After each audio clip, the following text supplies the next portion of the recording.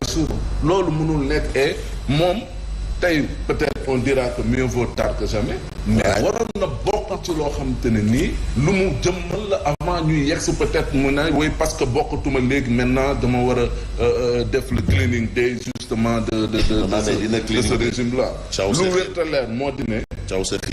un leader booy jiite il y a ce qu'on appelle le bâton et la carotte. et ça c'est inéluctable en matière surtout de management. ñi nga xam ne nii dañuy liggéey di jaaral mbir yi yoon il faut nga di leen justement di leen mën di leen yokkal mën di leen motiver mais ñi nga xam ne moom defuñu lu dul yoon il faut les sanctionner. Très bien. Parce qu'on ne gère pas quand même un État avec des états d'âme. Le numéro 2 du PASTEF. Un État avec des sentiments. Un État, c'est un État. Il faut prendre les dispositions, les mesures idoines. Man léegi moom ci boppam il a dit la CREI. Même s'il a créé là finalement on aurait tout simplement dit c'est pour condamner Karim. Il a dit la CREI c'est pour eux. l'OFNAC c'est pour nous mais nous bi la ñuy xaar rek nous. aywa Fabrice Ngueba ñu waxtaanee kii nga xamante ni moom di Birame Souleye Diop. pour le moment placé en garde à vue. Qu'est-ce qu'il court? Est-ce que son humilité parlementaire le protégerait de ses propos ou de son écart de propos? Non, là nous sommes dans le domaine du flagrant délit. En tout cas, il faut voir un peu ce qu'on lui reproche aussi. Déjà, je voyais Odia qui nous a gratifié d'une belle caricature, Odia, avec Alassane Ouattara, Dramane Ouattara, président de la Côte d'Ivoire, en OBV, orange, blanc, vert, les couleurs de la Côte d'Ivoire, et le lien qu'il y a entre justement ce que porte Alassane Ouattara, OBV, orange, blanc, vert, c'est aussi le vert de PASTEF et la couleur rose magenta de PASTEF. Donc il y a un lien. Bon, Ouattara, Souleye Diop, derrière les grilles, est-ce que c'est pas à ce niveau que se situe un peu la charge? Bon, bref, de toutes les façons, moi, à mon avis, quand tu as des responsabilités, tu as des droits et tu as aussi des devoirs. Birame Souleye, c'est un grand intellectuel. C'est quelqu'un qui n'est pas un intellectuel de la petite semaine. C'est quand même un inspecteur des impôts et domaines, c'est-à-dire un commis de l'État, vraiment.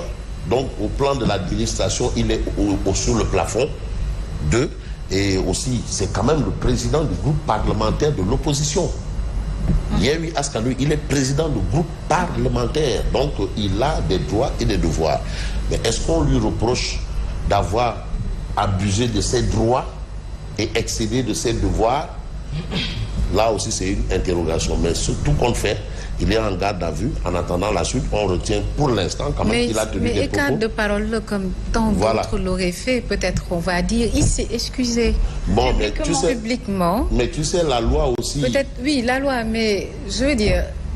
président Macky Sall mënoon na am tuuti clémence foofu. Non, mais c'est pas Macky Sall. Mais c'est pas Macky Sall qui l'a mis en prison. lañ ko tëjee parce que dafa joxoñ Macky Sall joxoñ Ouattara.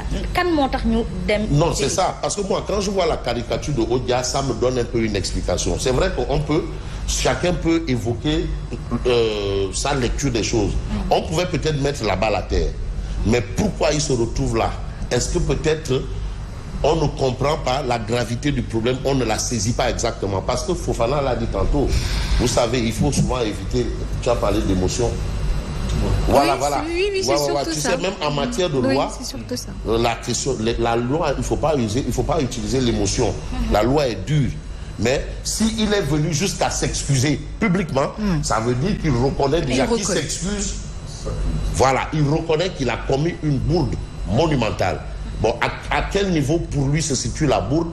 Là aussi, on aura peut-être un peu plus clair, on verra plus clair avec ses avocats, parce que aussi les avocats devront nous expliquer les choses. Donc, selon son avocat, Maître Moussa Sarr, il est poursuivi pour diffamation commise par un membre de l'Assemblée nationale contre un chef de l'État étranger de nature à saper les relations diplomatiques. Kon maanaam pour sénégalais yi ñuy seeta parce que ñu bëri dañuy foog ni peut-être li mu wax ci président Macky Sall moo tax ñu peut-être jàpp ko mais kon jéggi na Sénégal dafa dem laal Côte d'Ivoire loola waral peut-être mu xaw diis ci moom. Est-ce que ce serait pour marquer le coup et sanctionner à la mise en garde des autres, Mamadou Fofana?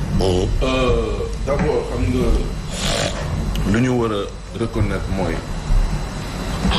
nit la rek d'abord.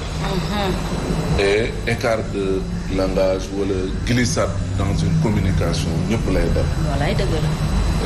c'est vrai que Birame Souleye il faut reconnaître quand même que ku pondéré la man pour la première fois sax ma dégg ko mu wax joo xamante ne nii xaj na juum na ci mais li gën a am solo moom mooy. mais dafa gaaw a jooy la. oui dès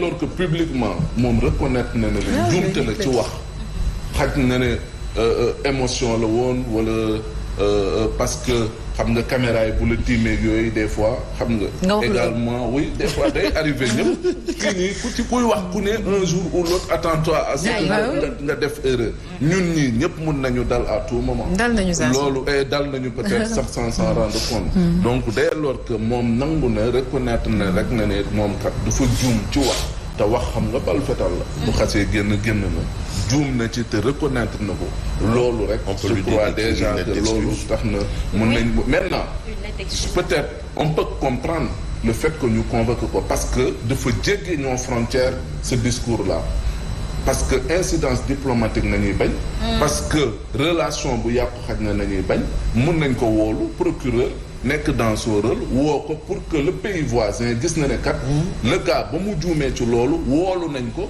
mais sans pour autant wéy ñu ne nañ ko tëj wala nañ ko lii de toutes les façons c'est à l'étape je crois de l'interrogatoire et bu paree peut-être ce qu'on souhaite moo di ne ñu mën ko libérer mu mën a dellu këram dès lors que il a reconnu quand même que def na erreur et même le fait d'avoir demandé des excuses déjà ça peut peser dans la balance pour quand même apaiser la situation. Il reconnaît déjà son erreur, donc ça peut jouer, c'est-à-dire qui reconnaît quand même une faute avouée est à moitié pardonnée. C'est ce qu'on dit. Donc ça peut jouer, ça peut une simple lettre que vraiment je m'excuse auprès des autorités, ceci, cela. Bon, c'est juste on est à la phase d'interrogatoire, donc il n'y a pas encore le feu au lac. Mais parce que nag ñeneen tenir nañ ay propos, mais dañ ci il reste constant ci loolu da nga leen wool ñu ne oui man maa ko wax et j'assume moom en tant que numéro 2 de Pastef kilifa la mu nekk président groupe parlementaire donc kilifa bu toll noonu tamit bu nangoo erreur am tamit je crois comme ni ko mais encore une fois est-ce que du benn manière ou bon si je peux le dire comme ça combattre peut-être les patriotes. Bon, est-ce que combattre les patriotes là dès lors que moom ci boppam oui les faits sont là moom c'est en direct c'est au cours d'une conférence de presse la ko wax au vu et au su de tout le monde là tu peux pas munoo wax ne c'est dañ ko si jamais il rejoint comme ni ko Fabrice di waxee Rebeuss alors qu'il s'est tout simplement excusé publiquement. Je ne crois pas mu yegg foofu noonu. On espère. Comme dès lors que reconnaître. Non, c'est que pourquoi c'est pas pour combattre les patriotes parce que lui-même il s'est excusé. Ça veut dire que. Et je sais que s'il s'est excusé, c'est parce que probablement les membres de son parti ou les hauts responsables lui ont demandé de le faire pour ses avocats. Donc ça veut dire quand même qu'ils reconnaissent qu'il a commis une faute ou une glissade, ça dépend de tout un chacun. Mais quel est l'avenir justement pour ces leaders de partis politiques yi nga xamante ni dañuy génn face à la presse peut-être des fois ñuy bàyyi émotion di leen yóbbu est-ce qu'il ne serait pas temps que ñoom ci seen bopp Mambay ñu am des communicants professionnels ci seen wet bu leen di wax nan la ñuy waxee ak nan la ñuy orienter seen émotion ci li ñuy waxtaan. gis nga politique am na noo xam ne boo ciy duggee rek. te amoo entourage bu baax. c'est erreur ngay dëkk. da ngay encaisser ay coups ba dog c'est vrai moom moo ànd di nga encaisser ay coups di nga joxe ay coups mais am na si erreur yu nga xam ne yenn détails yu nga xam ne nii da lay wóor ne ñi nekk ci parti cosaan yi laa koy tuddee benn parti socialiste benn ku nekk PDS wala TIT dañ ko def. parce que mooy li ñu fi doon wax l'autre jour ñu ne dafa am école du parti foofu dañ lay jàngal. lii mooy politique. situation bu nekk discours bii la laaj. dañ la koy jàngal dañ lay jàngal politique. wuute naa ku nga xam ne peut-être dugg na ci politique ak anam bu mu ci duggee bu nga xam ne ni peut-être comme ñoom ni ñu ci duggee mën naa ko jàpp entre guillemets comme ay Birame Souleye ñoom démarré nañ ak waa Pastef xam nga bi ñu ci duggoon novice ngay nekk. boo nekkee novice te yow ñi la entouré peut-être ñëpp xam nañu opposition bi ñoom seen biir sincérité bi ci war a amu ci nañ waxante dëgg qu'on se voile par la face moom bu muy wax ñi nekk ci ginnaaw ñu ngi koy ree moom bu muy wax. ñu nekk ci ginnaaw ñu ngi koy ree et donc leen wax ñoom genre point de presse yooyu bu ñuy toog war nañ avant ñuy toog ku si nekk ngeen coordonné wax le discours ça doit ne nii la ñuy waxee nii la ñu war a waxee discours bi fi lañ koy tegee parce que nag bu ñu waxantee dëgg Yewwi Askan Wi am na ci ay kàngam yu ci ne ay dam ay Mbodj xam nga ne kooku. Habib Sy kenn du ko dégg si yenn détails ci wàllu politique. c'est des mammouths. Habib Sy doo ko dégg si yenn détails ci wàllu politique. mais ñoom ñoo ci nekk ñoom ñoo war a mais bu point de presse jotee ñoom ñu ànd ak ñii nga xam ne ay jeunes lañu te xam nañu jeune deretam dafa tàng. Birame Souleye xale la ndaw la deretam dafay tàng. mais ñoom ci boppam da leen di jaral bu disque jotee ñu ne kat dañuy jël telle personne peut-être moom bu waxee au nom de la coalition Yewwi Askan Wi dinañ xam ne du am yenn failles. Très bien. yooyu boo buy faral di am non erreur yi du am. mais bu ñu bàyyee ndaw yi ñu dem ak fugg benn bi. nii lay mujj da ngay wax loo xam ne ndaw yu leen di seetaan c'est que boo waxee ndaw aussi mais Birame Souleye quand même. su ma waxee ndaw mais attends c'est un inspecteur des impôts et domaines. il gère quand même quelque chose. waxuma kilifa la bu ma waxee ndaw waxuma ci profilam moom. nañ waxante dëgg. ok Birame Souleye xam nga fi may wax. en politique Birame Souleye ndaw la boo koy comparé ci politique benn Khalifa Sall. ndaw la ci kay Birame Souleye ndaw la boo koy comparé benn Barthélémy Dias ndaw la parce que carrière politique bi ñuy def moom defu ko. Après on dit souvent que mais waxuma profilam. Très bien. diplôme yi mu amaat yooyu intéressé wu ma parce que foofu mu toogee fa diplôme. foofu mu toog noonu toogee fa diplôme. casquette politique la. ñu ko ëpp expérience ñoo toog ci table ji kon ndaw la fa. Très bien. ñoo xamante dëgg. te mënu koo dindi. aywa mi ngi non c'est vrai.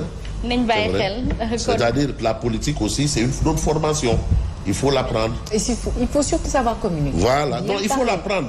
Il y a un adage qui dit que ce n'est pas les plus intelligents qui savent le mieux parler. On peut être intelligent et ne pas être un excellent communicant. Peut-être Clémence la ñuy ñaan rek bu ñu ko interrogatoire ba pare ñu bàyyi ko mu ñibbi et puis il s'est excusé. En tout cas Mame Mbaye nañu yegg si kaw tribune bi doxal. gars yi dañu ko jéggal fu mu nekk gars yi dañoo jënd glace ci réew mi. waaw. comme que gars yi dañoo jënd glace ci réew mi.